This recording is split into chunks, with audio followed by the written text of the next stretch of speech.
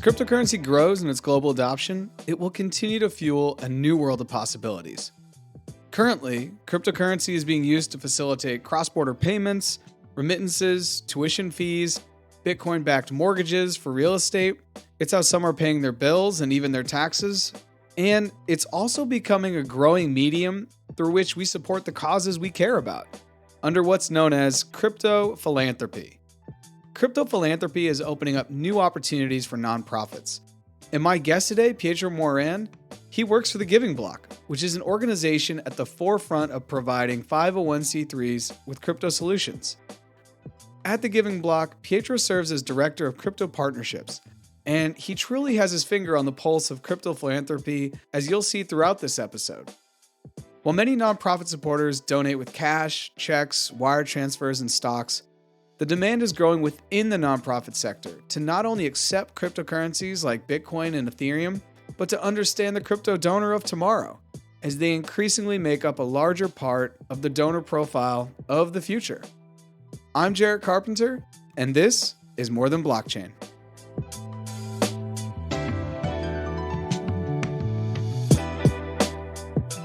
Pietro, welcome to More Than Blockchain. How are you? Doing great. Thanks for having me this morning. Really excited to chat. Yeah, I am too. The world of crypto philanthropy is only going to be growing, so it's only right that I have you on and we start to talk. I've known about the Giving Block for, I would say, more than a year now, and more recently, it's been a lot more directly on my radar, so it's great to have you on to talk about crypto philanthropy. I recently shared with you that I picked up a position with Mercy Corps, so I will be working directly with the Giving Block, as it were. And so with that, I want to ask you, how did you get into the Giving Block? Talk to me a little bit about your past with crypto and what you're currently doing today. Absolutely happy to do so. And as a quick aside, really excited for you to be joining Mercy Corps. I think it's going to be a great opportunity for us to further collaborate. And we can't wait to see what kind of compounding you have to their efforts there. So as far as my introduction to the Giving Block, I, for one, will tell you, I was never initially in my kind of career search thinking that I'd end up in a position to be in the philanthropic space. I'd always imagined I'd go a different direction. I had gone to grad school for economics and thought, crypto was definitely the industry I wanted to participate in, but I figured it would be in a more, maybe financialized way. Now, fast forward to, I guess, my introduction to the Giving Block. I'd actually met one of our founders down here in Miami. Was fortunate enough to go out with him and hear a bit about how he started the company and what his vision was. And then, after some months of back and forth, we're friends, but, maybe he's sending me a couple messages like, what are you thinking about work? And all of a sudden it was, an opportunity presented itself to join as part of the partnerships team here. And ever since, I think I've been here just about a year and 1 month now, but we've been, fast approaching kind of the intersection of corporates in the space, how people are interacting with philanthropy, and really augmenting the efforts of nonprofits to fundraise in this new asset class. And it's been a really exciting opportunity. I really look forward to the future. Very, very cool. And I was actually thinking before we started to record, and I'm sure I could have looked this up on the website, but I was trying to stay more in a space of curiosity because I was thinking, what are the ways in which the Giving Block supports philanthropy? And philanthropic activity is kind of a very broad brushstroke to say a lot of different activities, ideally with the intention to do good. I know that Mercy Corps right now works with the Giving Block, and the Giving Block basically provides custody and almost like a payment rail for us to be able to receive Bitcoin from a donor. It would come into the Giving Block. The Giving Block would then give that in US dollars to Mercy Corps because Mercy Corps is in the United States and we'd want US dollars. What other ways is the Giving Block supporting philanthropic work? Are they working with corporations that are trying to do gifts? Are they working with universities that are getting donations from alumni and from other outside entities? In what other ways outside of the very simple, I have a nonprofit, there is a donor, the donor wants to donate crypto or Bitcoin? Absolutely. Yeah. As you point out, there can be quite a bit of nuance. We obviously do direct to nonprofit donations. And so if you look at the Giving Block from, say, a 10,000 foot view, we do a couple of things very well, I like to think. We're a technology solution and infrastructure provider for nonprofits really looking for turnkey access to the crypto fundraising ecosystem. So as you mentioned, we help with the opportunity for a donor to give, one of 80 different crypto assets and then have that auto converted into cash at the discretion of the nonprofit. We also allow you to hold that Bitcoin, especially in the scenario you're saying at Mercy Corps, if you so choose that that's the right idea for your nonprofit. So not only that, but we also do quite a bit in terms of supporting our nonprofits with accessing this new demographic, right? How do you speak to new donors that maybe are more online, living on Twitter, crypto natives that aren't, the exact demographic that people are used to, right? Because I think the traditional donor base for nonprofits is, the average age is probably 65 to 75, and in the crypto ecosystem, we're probably about half that. So millennial or Gen Z, speaks a different language than the traditional donor that might just be donating the check by mail or something like that. So to pivot from that, what else we do, and you bring this up, is we do work with institutions, individuals, projects in the crypto ecosystem to help augment their social impact goals. So that could look like us working with some of our large exchange partners like Gemini, for example, to do corporate social responsibility. That's a great opportunity for them as a company to outsource a piece of their HR and compliance to us and work with a kind of bilateral partnership where we help them plan out who they want to support as an organization. And then they can lean on our expertise to, conduct all the relevant, nonprofit specific actions and activities. So we get to do a lot of stuff. We work with NFT projects, we work with exchanges, we work with wallet providers. I mean, you kind of can go down the full rabbit hole of like crypto companies, and we're trying to work with everyone. But we do more than just, act as that portal for someone to donate to their favorite nonprofit. I assumed it was obviously a lot more, and I think the solutions that you guys are providing, you being the giving block, are absolutely necessary for the world to kind of move forward and see crypto, as an asset class that can do a very multiple of things at one time, which is really great. And you talked a little bit about donors, and this is a behind the curtains of my life. This is my third day, or I've only been with Mercy Corps for 3 days or less than a week. I've only been with Mercy Corps for less than a week now. And so I'm getting on board onto what they're trying to do. But a lot of the conversations are, how do we meet the donors where they are? Because crypto lives on Twitter, lives on Reddit, maybe lives on LinkedIn, lives in Discord. It lives in like these niches of the internet. And even within Twitter and LinkedIn, it's still in these like corners of those social networks. So I can see where the donor pushback and maybe where I want to say maybe ignorance around the space, just from they just don't know about the Mhm. space. And that makes total sense. Can you talk to me a little bit about the organizational pushback where the nonprofits reach out to you and you're trying to make a partnership with them, but they're hesitant? Where is the pushback? Is it the normal FUD narratives that come out of crypto, or other things? Is it more taxes? Is it how are we going to write this off as a 501c3? What if we keep Bitcoin on our books for a month? What does that look like? As you can imagine, when nonprofits are exploring opportunities in an asset class or in a subsect of technology that they might not be as comfortable with, they will come with many questions that, relate to things like security, for example, right? How do we know that these funds aren't coming from places we don't want them to? Or how do we know that, the custody and, conversion of those assets is happening in real time?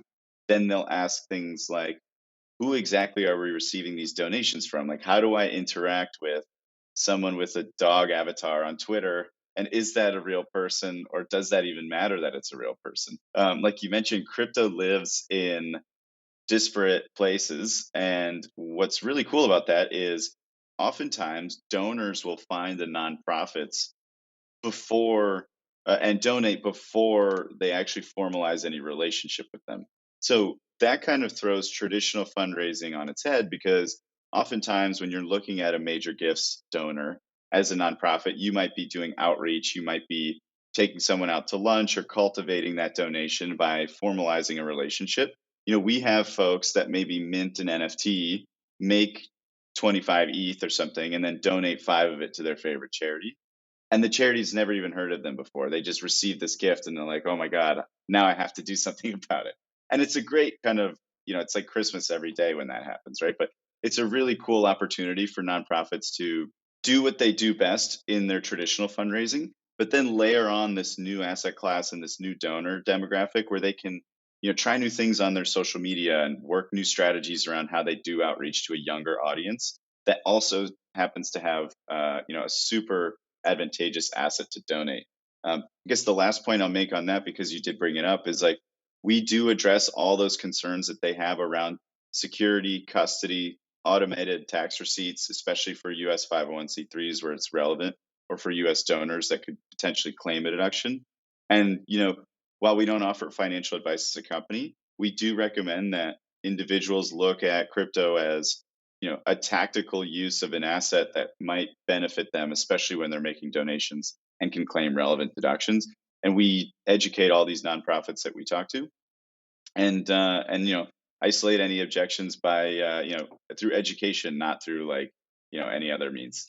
I really think that that's one of the only ways to onboard people into Web3, into crypto, into blockchain solutions is from education and empowerment. So I'm glad, and I'm really looking forward to work with the Giving Block, knowing that that's their approach to the space. You mentioned NFTs, and I was wondering about NFTs. I like the example you gave. Somebody mints it, it goes up to 25 ETH. They sell, they have 25 Ethereum. They decide, hey, you know what? I'm going to give 20%, 5 Ethereum to my favorite nonprofit. Does the Giving Block help nonprofits currently, or any of the institutions you could support, to custody NFTs? If someone minted 10 CryptoPunks, back in 2017, and they still hold them, and they're like, you know what, the Mercy Corps is doing, I'll use Mercy Corps as an example. I want to support the Ukrainians or anyone that's being hurt from that, and I have a CryptoPunk. This is a ridiculous example, but just play with me here. Hmm. Do you guys help with custody if they wanted to give an NFT, or would that be more directly with the organization, like Mercy Corps, for an example? It's a great question.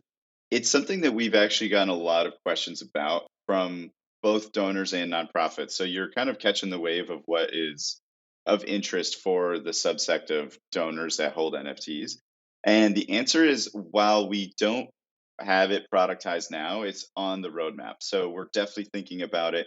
And the tricky piece of the NFT kind of donation space, for anybody that's curious, is a question about appraisal. So when you are donating, for example, 1 Bitcoin or 1 Ethereum, you know exactly what that's worth because there's a current market price that you can liquidate it for. And so, from that perspective, from a tax on the tax side of things, but also for any like relevant deduction claiming, you know exactly how much you donated in an equivalent fiat currency, which is helpful. Now, while that may be sort of true for NFTs, they're less fungible, right? They're less liquid, and so they're more difficult to say, like, I know exactly what that CryptoPunk is worth. Now, that doesn't mean it's impossible, right? So we are exploring different avenues and solutions for that. And, when we roll that out, we're going to be very excited for our nonprofit network and clients like Mercy Corps to be able to accept, a CryptoPunk or a Bored Ape as a donation. And then, maybe that can be a part of their crypto philanthropy programming going forward. I'm so glad that you answered that in the way that you did, because I do think it's on the forefront of what crypto philanthropy is going to look like in the future. Because in the event, once again, we're all in hypotheticals. So anyone listening to this, I'm living in a world of hypotheticals. But there's someone who has the 10 CryptoPunks, or someone that has 3 Bored Apes. And they really like the work that Mercy Corps has been doing. They've been following Mercy Corps as a nonprofit. And they say, here's a Bored Ape we'd like to give you. Well, that would be really, really cool for Mercy Corps as an institution or an organization to hold that Bored Ape, because then when they have any of these parties or any of these social events that are exclusive and elite, essentially, it would be cool. And I'm being selfish here, but as the crypto person, to be able to go to those and then continue conversations around, hey, how can we use all of this energy and the synergy around crypto, around NFTs, these digital asset backed communities, to continue to do good? And I do think that that is the future, where nonprofits are going to try to get into some of the more blue chip NFT projects as a means to be able to have a seat at the table. Because Mhm. access in the world we live in, whether it's nonprofit or for profit, is really what the game is about. And I want to go back to something that you were talking about when you were mentioning the onboarding of organizations. One of the things you said was somebody will come to you and say, "Hey, Pietro, how do we know that this isn't coming from a bad actor?" Which totally aligns with the three FUD narratives of crypto. One of them is that it's only used for illicit activity. One of them is that it's really bad for the planet. And one of them is that crypto, Bitcoin, or any of it is just a Ponzi scheme. And in the last 12 months, we've had fiascos. And that's a Yeah, really kind way of putting it. sure. One of the biggest ones was Luna. When that went down, I wanted to ask you if that affected the giving block. And by affecting the giving block, did it affect any of your organizations that you're supporting? And maybe kind of almost fulfill a narrative that they had about crypto as being a nefarious thing? And how have you guys kind of tangled with that? And I ask that super selfishly because I'm going to have to start to answer these things as well. No, I think it's great that you bring these things up because, for all of its, redeeming qualities, crypto also isn't perfect. And so we as an organization take a sort of relatively conservative approach when it comes to nonprofits in terms of we want to start with the foundation of educating.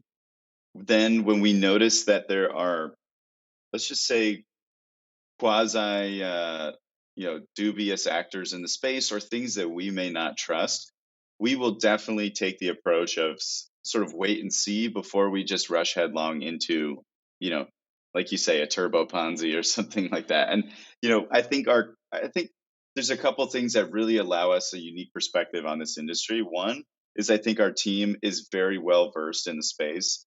Our founders have been around crypto, for over 5 years. The same could be said of myself and my team on the partnership side. And so we also have great, folks that come from the nonprofit sector as well. So it's melding those two kind of knowledge bases into one, where the crypto team can say, hey, Luna looks to be not the safest place for us to be fundraising. So let's not participate in that opportunity. And I think that served us quite well. The other thing that I'll say is what we do is, as a platform, start with like a security first mindset. So to answer your question, we didn't have any nonprofits affected by Luna on the giving block, thankfully. And then also for other, other fiascos, as you mentioned in crypto, like you had a lot of companies blow up or lending platforms that didn't perform very well. And there were certainly a lot of inquiries like, hey, we saw that you are a nonprofit that holds crypto, or you should come and plug your balances in here and earn yield on them, for example, right? Those are opportunities that abounded last year, and people were offering like these eye popping rates, and people who might not know any better or maybe just aren't familiar with the crypto lending space might have seen that as an opportunity to plug their hard earned funds as a nonprofit there. And we would advise against those things. So all that to say is we take the expertise that we have and do sort of a market survey of protecting nonprofits from unscrupulous actors or people that we think might not be the best partners.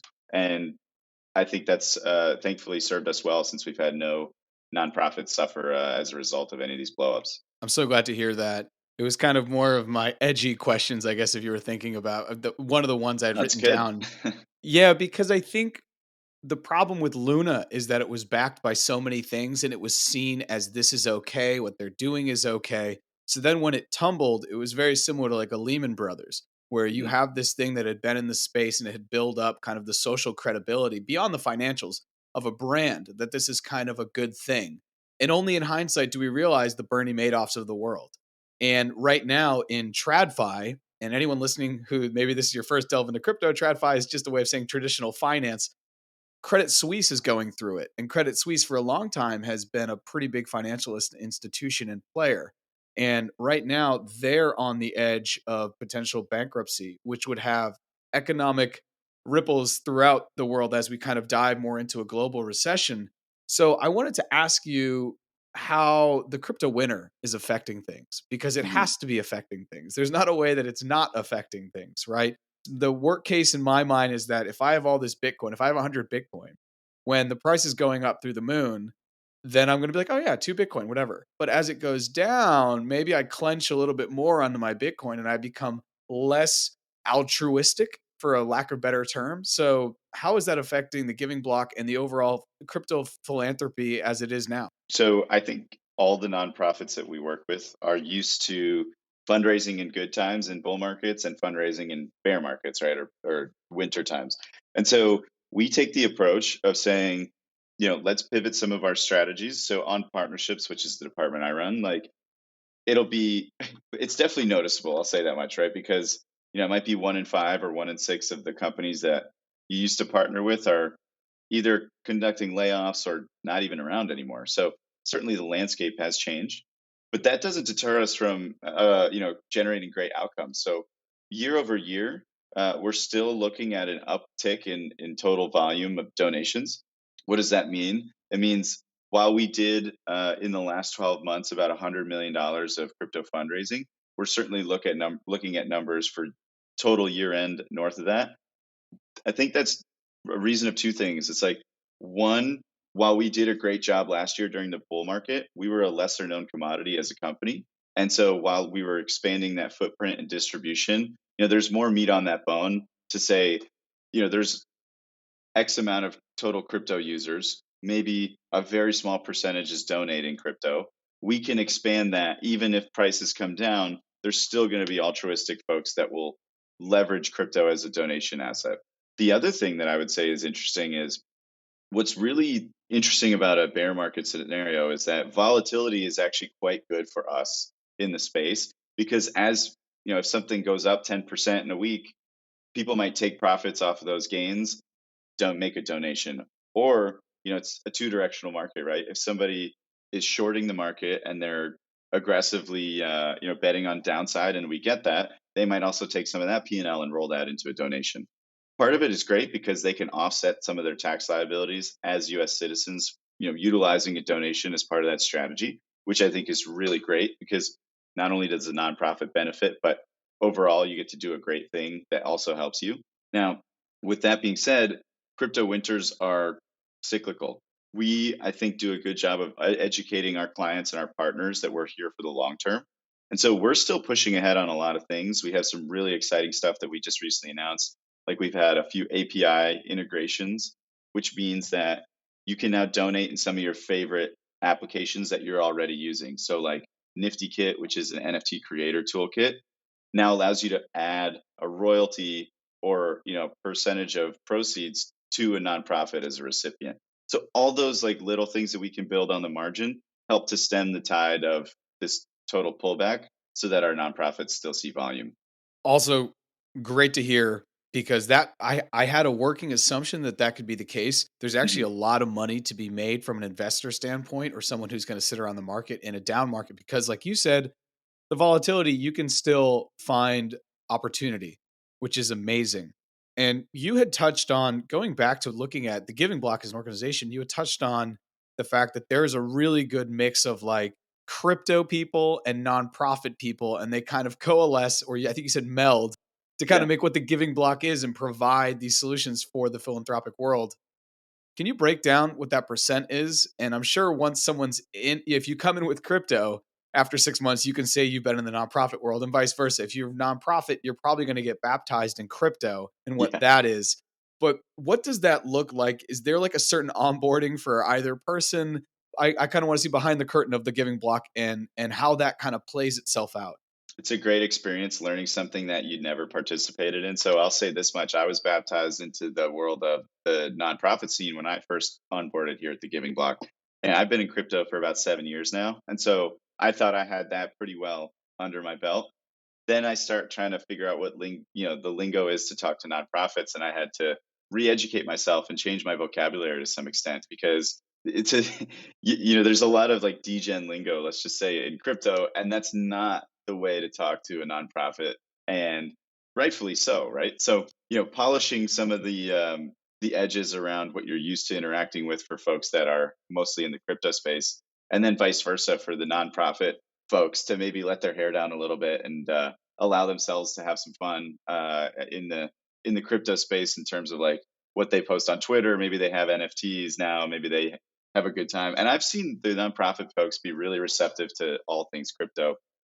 I think genuinely, like anybody who wants to learn is pretty happy to see like the curriculum that we kind of have here. So to answer your question, I would say we probably have like 65%, if I had to throw like a rough estimate out there, of folks that are either crypto native or 6 months plus at the Giving Block that have learned crypto.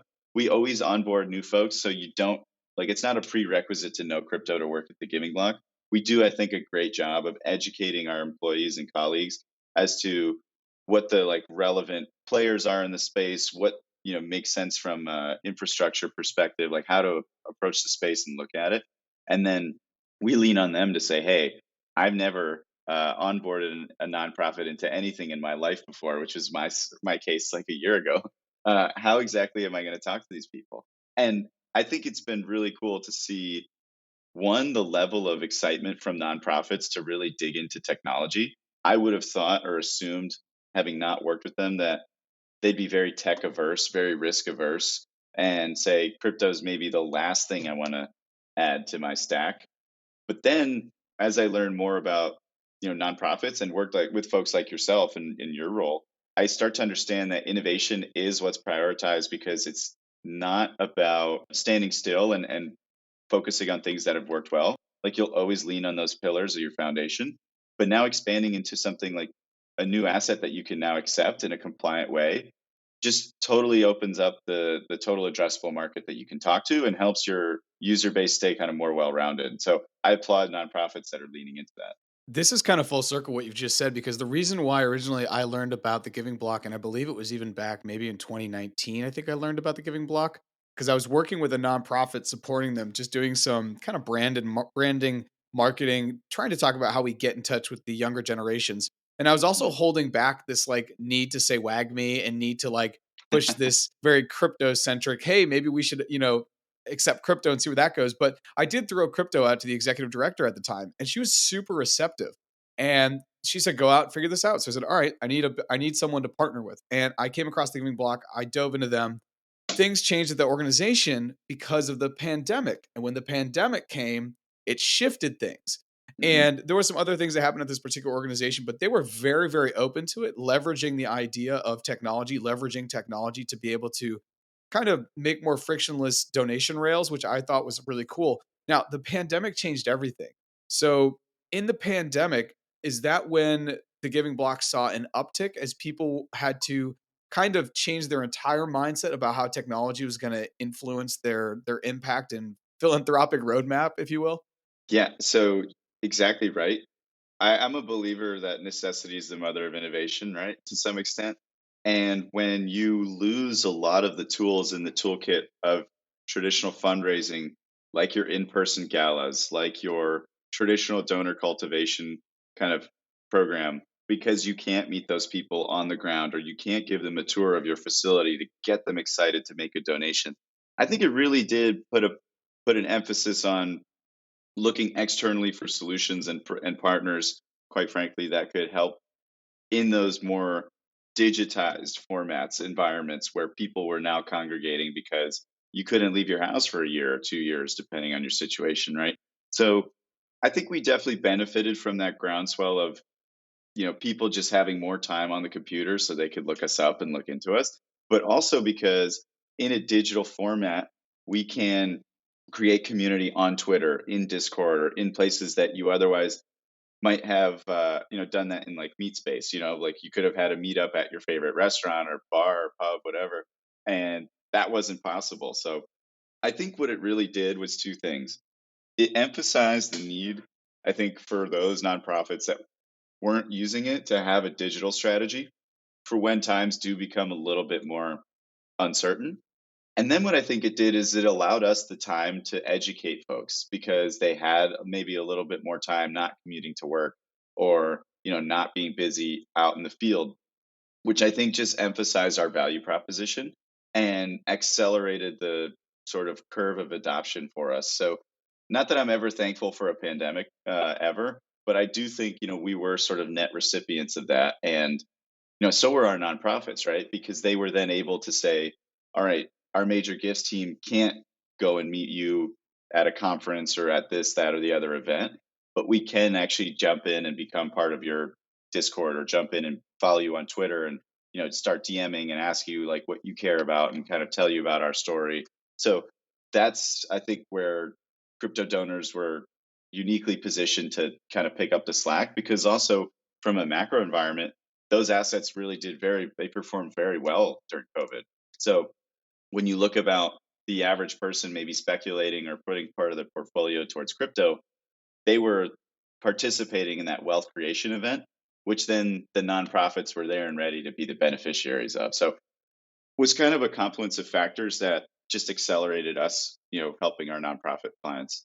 That makes perfect sense. And one of the things that I'm hyper bullish on and I really feel positive about is the metaverse. And the Mhm. metaverse is going to play itself out in a bunch of different ways. And I constantly tell people that we're already on the metaverse. I mean, here you and I are. I believe you're down in Florida. I'm in Massachusetts and we're creating content that then we're going to send to the world. And I know people around the globe are going to listen to through their Mhm. headphones while they're walking around with their phones. We're kind of already almost there. The only thing I think that holds us back from the metaverse is just the tech. I tell people all the time if I could just put goggles on and start to do things just with my eye movement or whatever, and I do believe we'll be there because even 10 years ago, if we go back to 2012, and I was going into graduate, I was about to go do some graduate work at the new school where I got my master's. I couldn't have ever considered a world where I would be engaging with people to talk about nonprofit stuff or even with donors through Zoom. That would be crazy. And now Mhm. here we are, and that's kind of like par for the course. So I can easily see in 10 years or, we could maybe be into the metaverse. And what I mean is an AR space or a VR space to kind of dive deeper into, that will be the way that we communicate and maybe engage. So you've just touched upon how technology and a pandemic essentially can change our mindset so quickly. So if there were another event, maybe not a pandemic, but something else that were to happen, I think, and the tech was there, right? We had more access to better goggles. How does the giving block think about the metaverse? And is it trying to position itself? Is it trying to take up some space in Sandbox or Decentraland or any of these things? Because I do believe in the future, because it's already happening now. All the biggest Mhm. brands in the world and the biggest organizations and the movers and shakers in whatever industry are going to spend time and add value and exchange value in a virtual or augmented environment.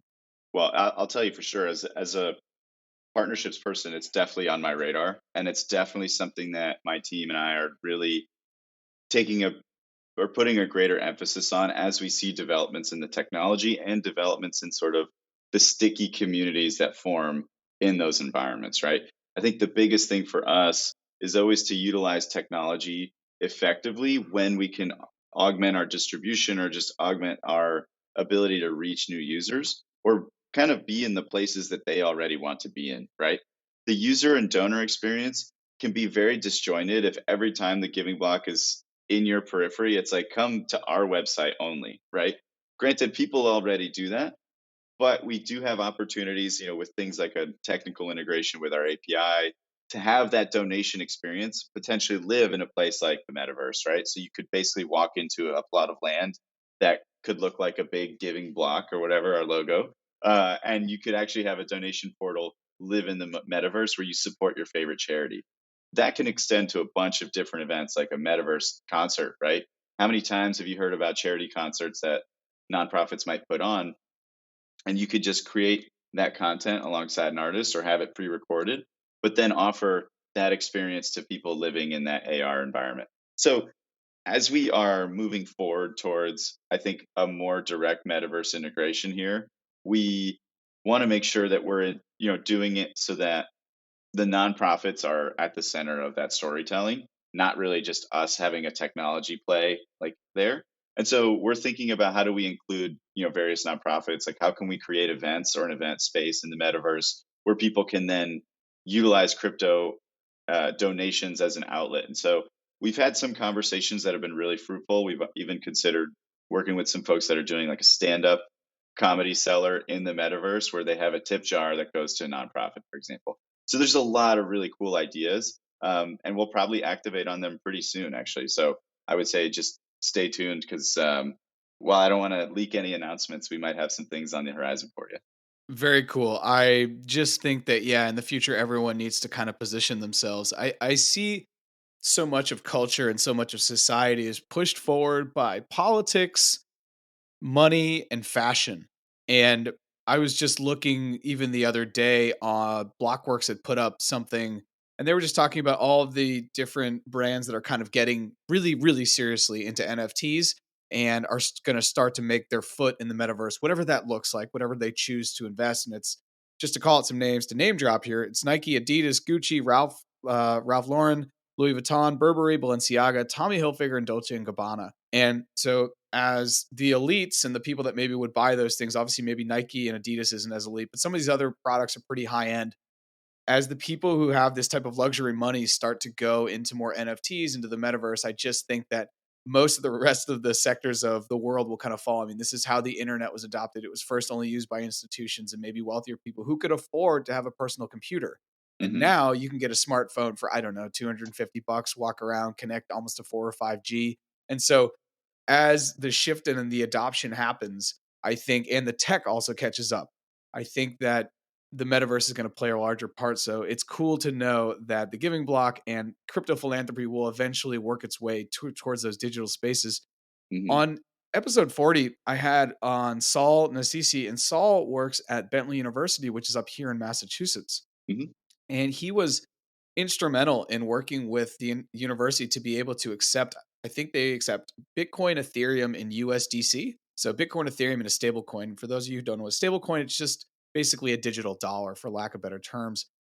And he was saying that even sending USDC can be preferable to dollars due to the global. Many students come from across the world, and so they could pay tuition in USDC and save a lot of money as opposed to having to go through basically Swift and basically our international payment system and pay with dollars if they're coming from Europe or South America or Asia or Africa or Hmm. another part of the planet. Do you think there's benefits, and have you guys seen at the Giving Block people preferring to send USDC as opposed to dollars? And what would your argument be to someone who's saying, "Hey, Pietro, should I be sending USDC or dollars?" Would it be similar to what Saul laid out in episode 40?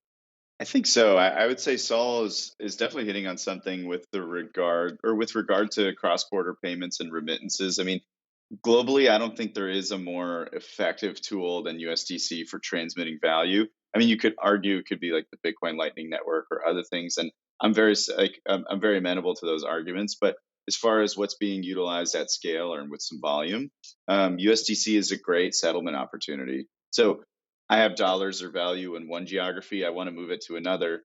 Anybody who's really conducted one of those transactions in the traditional space has recognized how expensive and costly and onerous that whole ordeal can be. So, not for nothing, when you have the opportunity to do that in a digital way, it makes a big difference for those that might otherwise be priced out of some economic activity. And it's actually interesting to let you in on some kind of data on our side. Stable coins tend to be two, at least, of the top five donation mediums for our donors. So this might be because of a few things. You know, if they're used to trading or doing things in DeFi, they might be accumulating P&L or assets in USDC or an equivalent stable. It could be something else that they convert profits to, and that might be because they're looking for a stable coin or stable value after they've conducted sort of their volatile speculative activity. But I also think it just speaks to the nature of wanting to donate a US dollar equivalent rather than the coins you're holding, for example, that might be a little bit more difficult to part with emotionally, right? Anybody who's been in crypto knows that there's very much a holder mindset. And so while they're not number one or two, they could oftentimes be three or four in terms of which ranking they are as a donation medium. So, yeah, I think the proliferation of stablecoins is only going to happen more. And I'd be remiss if I didn't offer an introduction, I guess, to our parent company, Shift4, that acquired us in March. They're a global payments player. And so what's great about them is they've also been looking into opportunities in crypto and, certainly recognize the value of stablecoins as well. Yeah, that's great because I'm even thinking like longer term, and I've worked in nonprofits and was a executive director for a nonprofit in Guatemala, and we had to constantly bring money into the country. And it Hmm. was always this deal with the banks. They got blocked. Something happened. The money got held up. We couldn't get to it. We had to do it. It was a construction. We were building schools, and so we were on a tight schedule. We had to get it done before rainy season, or we Hmm. had somebody that was going to come down and look at the school. So it was always chaotic. And I'm just thinking, moving forward, I wonder if there's a play there for the Giving Block to help international organizations or even maybe even Mercy Corps to start to be able to send money easier out to its international offices using USDC because it is one to one and you're not in that volatility. And that brings me to my next question, which is, what is the future of crypto philanthropy for you? What does that look like? And I'm not trying to put you in the hot seat here, because for me, one of the things I see is the tokenizing of big donors, and the tokenizing and the appreciation back to big donors could be a thing. And this is not PFPs. This is Mm, giving them something that maybe it doesn't even have a financial value. It's more of an intrinsic value. It's more of a, when you think of the Boy Scouts or the Girl Scouts and they get their badges, right. this is to say you have given this much, and we'd love to thank you. And we're going to give you this limited NFT, exclusive NFT that you can only get if you do this. Hmm. To give an example for you, I am working on an NFT collection, but you can only get them if you have been a guest on the podcast. So you will get one. I'm hoping to drop them honestly in November, if not late October. Very cool. Yeah, so you can only if they're exclusive, you can only get them if you've been on the podcast. It's kind of like my proof of work, right? As I build my episodes. So, what is the future of crypto philanthropy? Is it tokenizing? Is it NFTs? What do you see in the next 5 years that's going to kind of change the game? Yeah, as any fundraiser knows at this time of the year, all I can see are the first or the last 3 months of the year ahead of me. Just Q4 always being a huge fundraising time. But I'm definitely very bullish on the future of crypto philanthropy.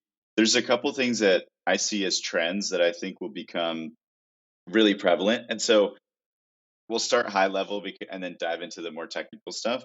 One thing I see as a major trend is larger organizations really leaning into CSR or corporate social responsibility work, where they're partnering with more nonprofits and partnering with organizations that are crypto sympathetic on the nonprofit side because they're mission aligned. So you can imagine how many people used to work at a traditional bank or another company that had their annual maybe it was a breast cancer 5K or something similar that they were raising money for as a business. How do you translate that into crypto now?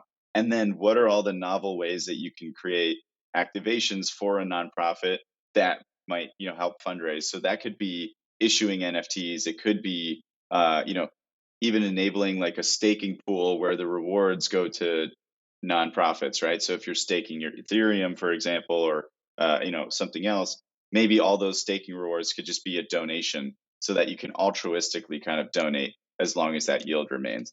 There's a lot of really cool opportunities there. I think you highlighted one with the metaverse. How do we digitize some of our interactions and create experiences for, crypto holders that make them want to donate? I think that's a huge one.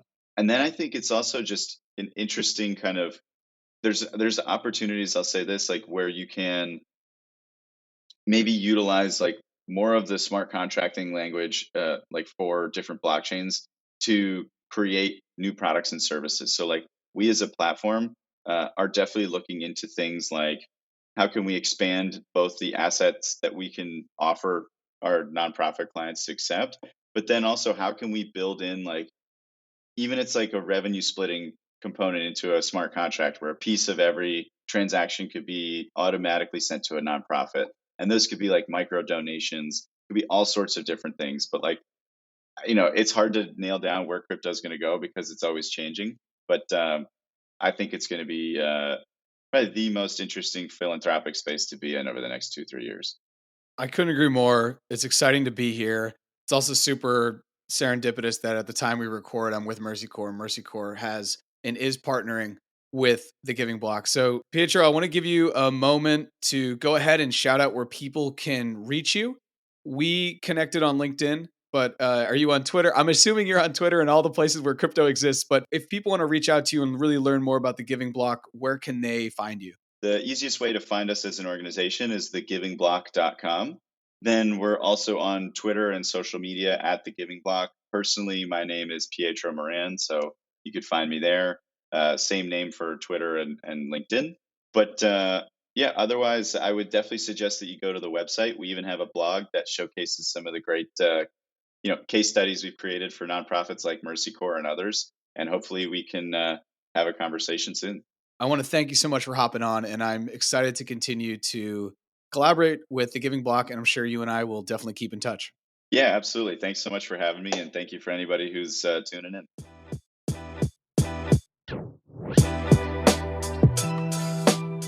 Thanks for listening to this episode, and be sure to find both Pietro and the Giving Block via the links in this episode's show notes. As always, be sure to follow us on social media at More Than Blockchain, and if you haven't already, go ahead and check out our website at morethanblockchain.xyz. There you'll find all of More Than Blockchain's episodes, Not Crypto Bros podcast episodes, as well as educational video links and informational PDFs from the globe's leading financial institutions. No matter where you're listening, please subscribe to the pod. And if you know someone who would benefit from learning more about crypto philanthropy and/or the Giving Block, please be sure to share this episode's link with them. Thanks for checking out More Than Blockchain, and I'll see you next time.